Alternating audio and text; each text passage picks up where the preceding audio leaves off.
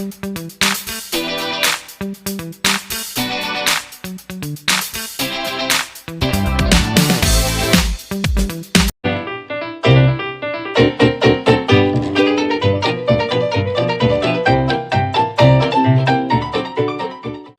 warahmatullahi wabarakatuh. Selamat pagi, salam kopi pagi. Salam kopi pagi. Kembali di sini di Ulung Purnama Channel dalam program acara Salam Kopi Pagi. Kita akan bincang santai dengan narasumber kita yang ada di samping saya, Ibu Eis Mulyati Sukarya. Ya. Betul kan, Bu? Iya, terima kasih Mas Ulung Iya. udah datang di kopi pagi. Nanti, Salam sejahtera bagi kita semua. ya. Nanti kita akan bincang santai dengan beliau, tapi sebelum itu jangan lupa like, komen, subscribe, serta tekan tombol lonceng agar dapat mengikuti acara kami dan bincang santai ini. Assalamualaikum, Teh. Waalaikumsalam Mas Ulung. Iya. Apa kabar? Alhamdulillah baik, Teh. Saya panggil Teteh aja ya. Iya, mangga. Iya. Karena beliau adalah salah satu senior saya di Bekasi. Jadi kita bincang santai ini pengen tahu Teh pengalaman Teteh menjalani profesi ini setidak-tidaknya buat teman-teman lain menjadi motivasi gitu loh, energi buat untuk mempertahankan profesinya. Teh dulu pernah profil pendidikan sekolah di mana Teh? Jadi boleh tahu nih ya Teh ya. Bisa diceritakan nggak Teh profilnya Teh? Boleh. Aku tuh sebenarnya dari SD nih, dari sekolah dari mana nih? Atau dari kuliah aja? Iya boleh, dari kuliah boleh. Saya tuh kuliah pertama di Universitas Pasundan Bandung. Kemudian lanjut S2 di Universitas Trisakti. Ya. Kemudian S3 juga di Universitas Trisakti. Ya, kalau profil pendidikan itu aja. Kalau terkait kepengacaraan, sejak kapan Teteh aktif di dunia pengacaraan ini? Aku tuh sebenarnya jadi pengacara itu nggak sengaja ya. Ya. Jadi ibaratnya pertama kan setelah menamatkan pendidikan, bekerja dulu ya. Ya. Bekerja di salah satu perusahaan BUMN, sebagai legalnya. Lalu setelah itu loncat ya, karena dulu ngerasa kerja tuh nggak susah ya gitu ya. Dari sini loncat deh, ada yang menawarkan ke perusahaan gaji lainnya yang gitu ya. lebih oke lah gitu ya. Iya. Di perusahaan perkebunan swasta terbesar lah di Jawa Barat. Gitu. Di perusahaan perkebunan itu saya sebagai staf legal ya. Pada suatu saat tuh si bos yang punya perusahaan itu bertanya, kamu bisa nggak bikin gugatan? Katanya gitu. Karena dia kan ada beberapa kasus yang tanganin. Biasanya dia kan menggunakan pengacara-pengacara top kan. Betul. Seperti kalau di Bandung dia biasa pakai Pak Bob Nainggolan. Terus kalau di Jakarta pakai Gani Jemat, Asegap, gitu. Pokoknya yang top-top lah gitu. Top ya. Nah terus saya ditawarin, kamu bisa nggak bikin gugatan gitu kan? Saya sebenarnya nggak bisa ya, begitu lulus aja kan kita nggak ada basic untuk jadi pengacara ya. Cuman ini, aduh apakah ini suatu kesempatan atau apa ya gitu kan. Tapi saya jawab, bisa. Dengan mantep tuh. Bisa gitu kan. Berarti itu salah satu motivasi ya? Awal ketertarikan ke dunia pengacara ya? Terus deh dilanjutkan. Tadinya nggak nyangka gitu bakal jadi tertarik kemudian menerjuni pengacara. Nah setelah itu bisa nggak bikin gugatan? Bisa, saya bilang tuh. Ceritanya ya udah kalau bisa kata kamu mau nggak nih bikin gugatan ini gitu kan? Ya terus saya pergilah keesokan harinya nyari data di salah satu perkebunan di Jawa Barat. Setelah datang ngumpulin data. Terus setelah itu coba kamu konsulkan, setelah selesai nih saya bikin gugatan. Padahal itu bikin gugatan tuh saya beli dulu buku dari Retno Wulan Sutantia. Ini panduan nih. Iya itu. Panduan saya masih ingat. Jadi Saya ingat karena waktu kuliah tuh diajarin hukum acara perdata tuh dari bukunya Bu Retno Retno. Ular. Iya, betul. Semua kayaknya sarjana ya, hukum belajar itu. Saya itu kan karena ya malum ya baru bekerja gitu kan, Iya, nggak iya. punya duit. Datang ke Palasari, toko buku di Bandung tuh. Nah, setelah itu saya pelajari baca, oh cara bikin gugatan begini. Padahal di sekolah kan waktu kuliah udah diajarin. Sudah diajarin. Cuman tidak spesifik ya. Betul. Setelah itu saya baca, pelajari, bikin gugatan. Setelah bikin gugatan, lalu datang saya serahin Pak ke si bos tuh. Pak, ini udah bikin gugatan gitu kan. Terus coba kamu konsulkan ke Pak Gani Jemat, katanya gitu nih pertamanya nih. Terus saya konsul lah dengan salah orang anaknya bos itu ke kantor Gani Jemat. Pulang dari kantor, keesokan harinya, dulu kan masih ada PEK ya, masih PEK. Kirimlah via PEK invoice. Saya tuh bangun, waduh, kok invoice-nya cuman konsultasi sebentar, dihitung 2 jam, tagihannya besar banget ya, gitu kan. Ini dengan gaji saya sebulan aja gedean dia nih, gitu kan. Nah, pertamanya gitu kan. Semakin semangat dong ya setelah itu. Ya jadi pengacara. Nah, dari situ saya, waduh, semangat tuh. Saya harus jadi pengacara, gitu kan. Terus setelah selesai bikin gugatan segala macem, udah bener katanya menurut Pak Gani Jemat, kan dulu bos saya itu harus ketemu Gani Jematnya. Jadi ternyata konsulnya itu oleh stafnya dengan Pak Gani Jematnya itu lebih mahal Pak Gani Jematnya gitu. Iya dong, sama pimpinan kantor ya kan gitu. Nah setelah itu, makanya saya terkaget-kaget biaya konsulnya mahal banget gitu. Nah, udahlah setelah itu, udah saya terpacu, udah bikin gugatan, udah dikonsul gitu. Jadilah saya mengajukan gugatan. Dulu pertama Dan turun kali langsung tuh, Teh? turun langsung ke pengadilan. Itu belum ada license. Karena dulu kan kuasa sekitar dari perusahaan tahun berapa? Tahun 94 kali ya. Oh iya, wah 94, wah. Saya masih 94 ya. Oh, masih apa tuh nggak punya license juga udah boleh beracara, nggak punya izin juga boleh. Karena kan dari prinsipal. Iya, izin dari kuasa hukum dari perusahaan. Betul. Nah setelah itu, setelah beberapa kali itu, pas perkaranya menang. Wah. Gitu, udah. Jadi si bos udah langsung, wah ini bagus gitu ya, udah layak ini. Nah setelah itu saya tambah terpacu dong, karena udah pertama kali sidang. Pertamanya gemetaran loh, lawan LBH Bandung tuh. Yang waktu itu kan Ibu Melani, terus Ketua LBH Bandung tuh. Pak ini ya. Dindin S. Maulani ya. Iya nah benar. itu pokoknya itu tuh. Terus Irwan Nasution, pokoknya itu yang itu top Bandung lah ya kan. Padahal saya kan belum punya apa-apa gitu, belum. Setelah itu kan udah terpacu, aduh lawannya begitu ya, aduh hebat gitu kan. Ya setelah perjalanan waktu tuh, akhirnya saya ikut ujian pengacara praktek, dulu kan ikut ujian pengacara praktek. Setelah ikut ujian pengacara praktek, jadi punya itu tuh izin ya, bangga banget dong. Iya, iyalah. Gitu kan. Iya, betul. Setelah pengacara praktek, karena saya kan di perusahaan itu kan banyak ya kasus. Jadi saya mau jadi advokat. Setelah pengacara praktek itu jadi advokat kan ada syarat menangani 3 pidana 6 perdata ya kalau nggak salah. Dalam waktu 1 tahun udah terkejar lah. Jadi tahun 98 itu sebenarnya sudah naik jadi advokat ya. Dan waktu itu kan izinnya dari Kementerian Hukum dan HAM ya. Dari Menkumham. Setelah itu, setelah tahun 98 akhirnya saya izin sama si bos. Pak, saya mau berhenti bekerja di perusahaan Bapak. Saya mau buka kantor sendiri.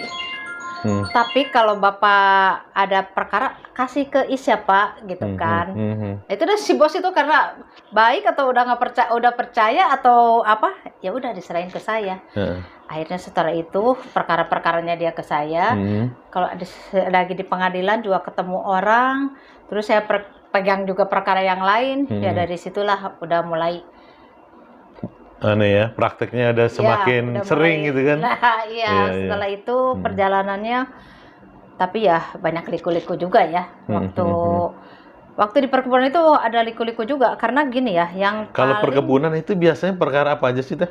ya sengketa dengan masyarakat, Ya, gugatan bisa perdata lah ya. perdata, tapi Heeh, ada juga pidananya pidananya karena kan atau sengketa agrarianya, ada, pertanahannya juga ya. ya ya ada. Mhm. Terus yang pernah saya tuh waktu di perkebunan itu diserbu oleh sekitar ratusan penggarap Mhm. datang ke mes, ke emplasemen, kemudian ya ratusan orang gitu. Tapi waktu itu ya saya kok nggak ada takutnya. Heran ya, mungkin karena masih muda, masih gadis, Iya, semangatnya beda ya. semangatnya beda. Kalau sekarang udah mikir, kalau ada begitu, aduh belum mikir anak, mikir ini begitu. Kalau dulu enggak, saya nggak ada Iya. takutnya tuh, saya Iya. lawan semua orang gitu. Nah Hmm. disitulah mulai orang kenal, karena kan masuk beberapa media gitu Iya, kan, iya. berita itu masuk beberapa media. Setelah itu saya berhenti dari perusahaan itu, Hmm. buka kantor sendiri. Tapi komunikasi tetap baik dengan Tetap. si bos ya. Malah sering dapat perkara dari si bos itu ya. Anak-anaknya semua keturunannya kan beliau itu kan anak-anaknya juga punya perusahaan-perusahaan Iya. yang lumayan besar lah ya. Iya. Nah itu juga jadi semua ke saya. Mhm. Jadi pada prinsipnya kalau orang udah percaya dari mulut ke mulut tuh. Hmm.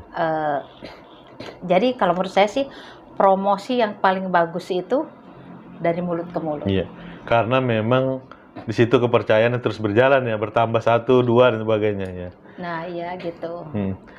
Jadi kita setelah dari perusahaan kemudian jadi lawyer, sempat buka kantor pertama kali di mana Teh? Aku tuh lucu ya, buka kantor pertama kali, ya itu di tempat Di bosku daerah- yang punya di daerah perkebunan Bandung itu? Nggak di Jakarta. Oh, di Jakarta. Kantornya di Jakarta di Jainul Arifin, Ketapang, di Jalan Kiai Haji Jainul Arifin. Jadi aku buka kantor, tapi ingin punya sendiri, tapi nggak punya kantor dan belum punya modal. Iya, Tapi iya. saya izin ke bapaknya, Aha. Pak Is mau buka kantor nih Pak. Tapi kalau bapak ada perkara kasih ke Is. Iya. Terus Is nebeng dulu deh di kantor bapak, gitu. Gimana sih kamu teh gitu ya, biasalah. Oh, mau buka kantor tapi belum ini. Oh iya gitu. Tapi beliau mengizinkan Iya. dengan fasilitas juga dari beliau gitu kan. Tapi dia begitu ada perkara juga kasih gitu. Iya. Nah, setelah itu mulailah pindah ke kantor lain, ke Bayoran Lama. Atau pernah bermitra atau berkantor di tempat lain nggak?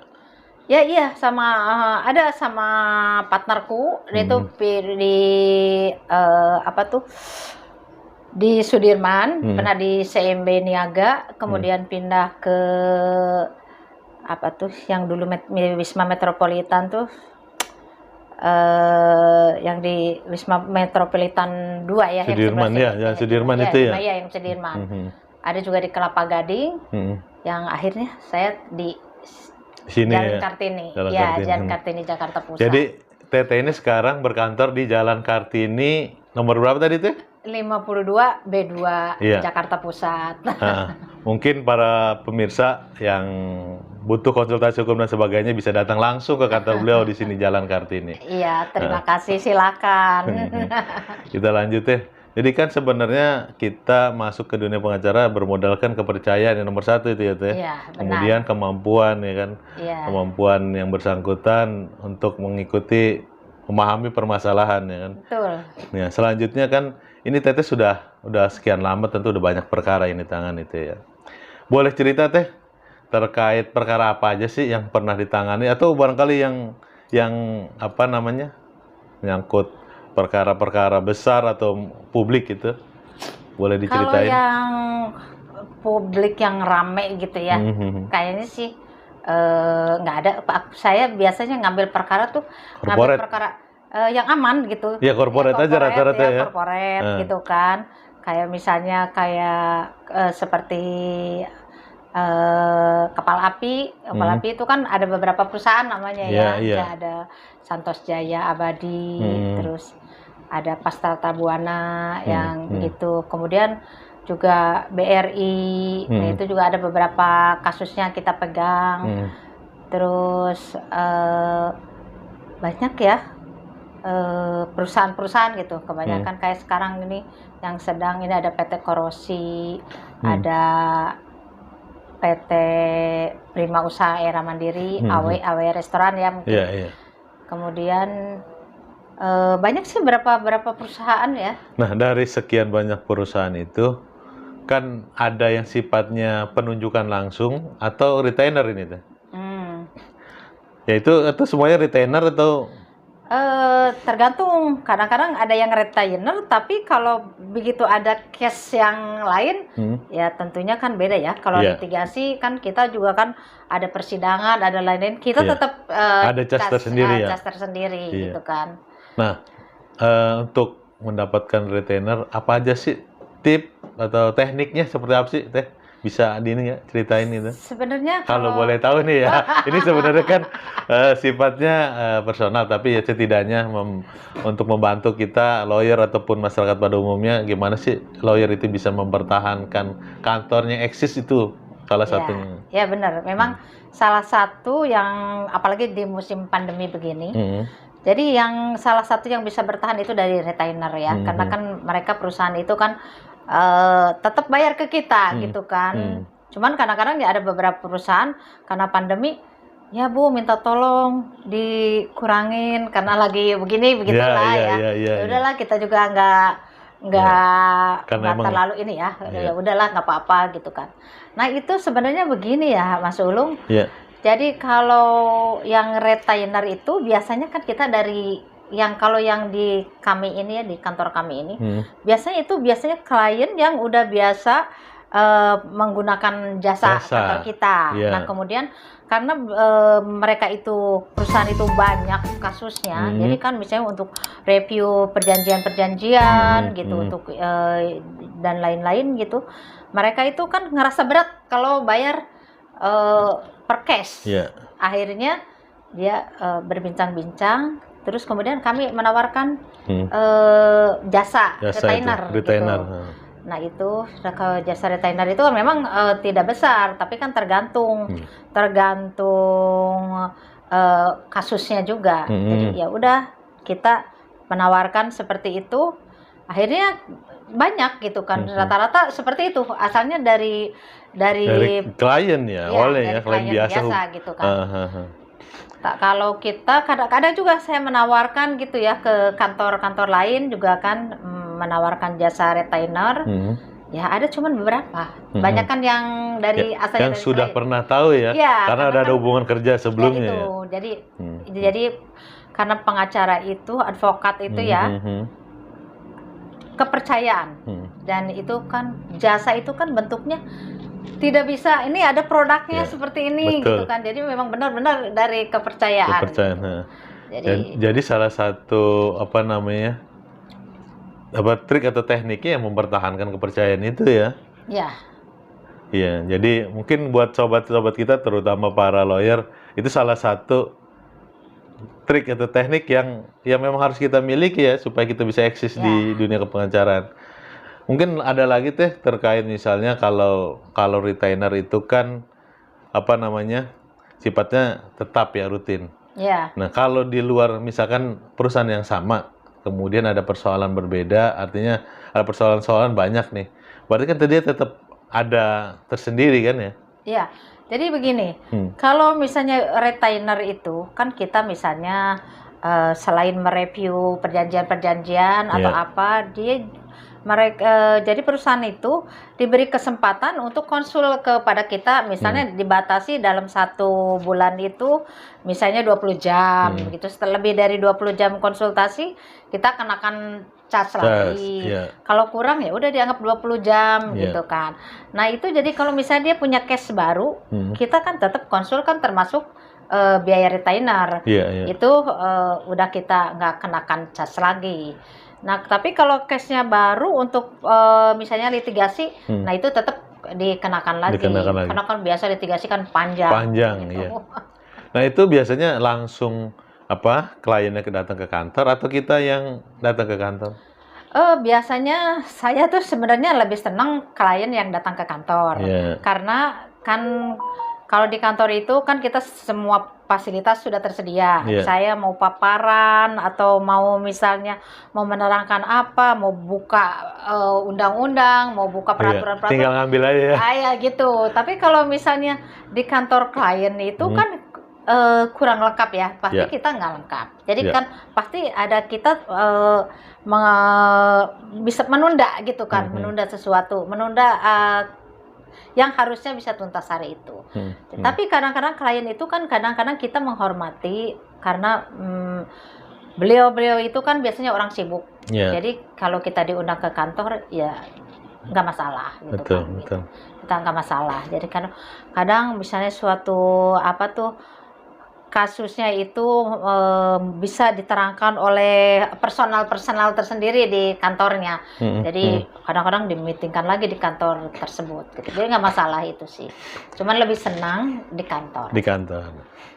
Kalau boleh tahu teh terkait rate, tapi saya kalau soal harga mungkin nggak usah terbuka ya. Tapi maksudnya gini, takaran atau ukuran teh untuk menilai ini ada klien datang, kita retainers, kita mau cas berapa gitu. Biasanya ukurannya atau takarannya gimana sih cara ininya?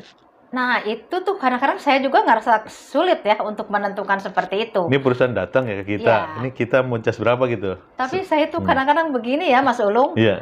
ini buka-buka rahasia nih. Iya, iya. Kadang-kadang misalnya Tapi nggak usah disebutkan angka. ya gitu. perusahaan A Iya. misalnya gitu datang ke kami gitu kan. Nanti udah datang gitu kan gitu. Terus dia bertanya nih Iya. kalau ada case begini ini terus kan misalnya nanya kalau retainer berapa nih gitu Iya, kan. iya. Saya tidak pernah memberikan jawaban hari itu juga. Jadi saya pasti ya baik Pak, nanti kami rundingkan dulu untuk kira-kira apa ya yang bisa kami bantu. Ceritanya udah beliau sampaikan. Saya searching dulu dong perusahaannya besar atau kecil gitu. Kalau perusahaannya besar ya tentunya saya juga nggak mau yang kecil gitu. Termasuk tingkat permasalahannya ya. Iya itu. Iya. Justru penanganannya juga itu rumitnya pekerjaan juga itu menjadi patokan. Gitu. Cuma kan kita gini ya Mas Ulung. Kita itu sebagai lawyer kan kita nggak boleh pilah-pilah perkara. Maunya kan kita juga maunya yang besar. Iya. Tapi kan kita tuh mau perkara besar atau kecil menanganinya kita kan tetap harus serius, Betul. harus bertanggung jawab gitu. Betul, Nah betul. itulah yang jadi patokan kita gitu kan. Mungkin itu. Ya selain di kantor lawyer tadi kan bicara ada yang namanya perkara-perkara mungkin pro deo atau pro bono gitu ya. Kadang-kadang suka masih ikut turun. Gini, saya tuh kan memang ya karena kita ya menurut undang-undang juga kita harus menangani perkara prodeo gitu. Saya sih kita terima yang begitu-gitu kan kita juga kan tidak semua yang datang ke kantor itu orang-orang deheb yang semua atau gimana gitu kan. Ada aja yang gitu. Tapi kan kita sebagai manusia kan suka tergerak hati, aduh kasihan ya kalau nggak dibantu gitu kan. Ya saya paling sama advokat-advokat yang di kantor di ini tapi tetap itu di bawah koreksi saya gitu. Semuanya di bawah pengawasan saya gitu. Karena kan tetap yang seperti saya tadi sampaikan bahwa kita perkara besar atau kecil mau prodeo atau tidak kan kita harus menanganinya dengan serius. Betul, itu gitu. Betul. Jadi tetap kita bertanggung jawab terhadap kasus itu gitu. Ini teh kalau boleh tahu kalau ini ya kantor ini teman-teman lawyer ada berapa teh di sini teh? Di sini ada berapa ya? Sekarang tinggal sedikit Mas Ulung. Karena situasi ini ya. Tinggal empat advokat. Terus 4 advokat, ada OB, sekretaris, administrasi. Ya lumayan lah. Tadinya ada 10 advokat, tapi karena pandemi pekerjaan juga berkurang. Ya terpaksa dirumahkan. Berarti ngefek juga ya pandemi ya untuk profesi advokat. Ngefek banget ya seperti saya sampaikan tadi Mas Ulung. Jadi kan ada yang retainer biasa gitu. Telepon, saya biasa kan awal bulan tuh kayak kirim invoice. Iya. Kirim invoice, dia telepon tuh. direkturnya atau sekretarisnya, Bu, ini menurut Bapak begini, karena masa sulit begini-begini, bisa nggak Bu dikurangin atau didiskon? Saya sih suka nggak tega ya, apalagi itu udah lama udah gitu ya, kenal baik udah ya. kenal baik, ya udahlah gitu kan, ya begitulah liku-likunya jadi pengacara, Iya. dari advokat kalau sekarang. Itu bicara suka ya, artinya di situ ada profesi yang menghasilkan ya, tadilah rezekinya masing-masing setiap kantor lawyer. Kalau bicara mungkin suka dan duka, ada dukanya dalam menjalani profesi ini. Dukanya itu gini, saya tuh nanganin perkara kan tidak menang selalu ya. Iya. Kadang ada perkara juga yang kalah atau kadang ada juga belum kalah udah ada yang ngomporin nih. Ini saya lebih bagus gitu kan. Biasa kan ada beberapa advokat juga yang nggak tahu tidak kenal kode etik atau gimana ya, ada begitu. Akhirnya tuh dicabut kuasa ke saya gitu kan. Sementara kan bayaran belum lunas gitu kan gitu. Iya. Aduh, sedih gitu ya. Nah, dukanya di situ. Jadi kadang-kadang terutama bukan soal materi ya yang bikin saya itu kan berarti hilang kepercayaan kepada kita ya. Betul. Nah, itu. Terus kadang-kadang ada perkara kalah juga udah jelas kan materinya juga dari sebelumnya saya udah sampaikan begini-begini. Kalah, ada apalagi dikomporin orang kan. Iya. Aduh, tambah itu orangnya marah-marahin ini itu. Nah, itu. Tapi itu mungkin sekian persennya ya. Iya. Jadi itu masih di bawah 5%-an lah yang begitu-gitu, Mas Ulung. Nah, itu bagian dari motivasi ya. Artinya kita kan tetap harus memberikan pelayanan yang terbaik ya. Benar. Ya. Makasih Tes atas bincang santainya di Salam Kopi Pagi. Semoga Teteh selalu sehat. Amin. Berkah dan panjang umur Teh. Amin. Demikian bincang santai kami dengan narasumber kita, Teh Eis. Beliau adalah salah satu advokat yang sudah tidak asing lagi di Kabupaten Bekasi, di Kota Bekasi, dan di Jakarta. Beliau sudah berpengalaman puluhan tahun. Semoga bincang santai ini bermanfaat untuk kita semua.